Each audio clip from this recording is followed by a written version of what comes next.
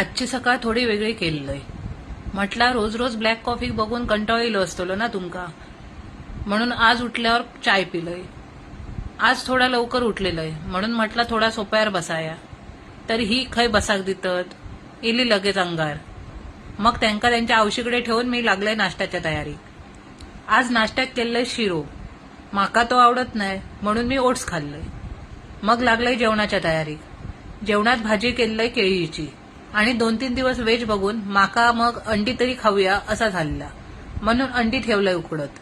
मी दिवसाक 1 dozen अंडी खाऊ शकतोय, पण आज 2च खाल्लंय. आणि मग सगळं आटपून निघालंय ऑफिसात.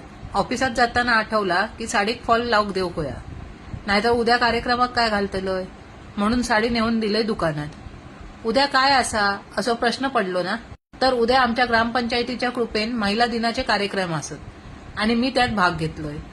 मैत्रिणीसोबत डान्स करतलोय. एवढा धाडस कैसून येता असा म्हणत असतात ना, तर असे प्रयोग मी करीतच असतोय. भले कंबर हल्ली नाही तरी चलात, पण स्टेज हलाक होईल. संध्याकाळी ऑफिसातून गेलंय नंडेच्या घरी. थंय उद्याच्या कार्यक्रमाचं खास आकर्षण असलेल्या नाटकाची प्रॅक्टिस चालू होती. उद्या माझा डान्स आणि माझ्या डान्स नंतर स्टेज राहुलो तर नाटक बघू नक्की येवा. तोपर्यंत बाय.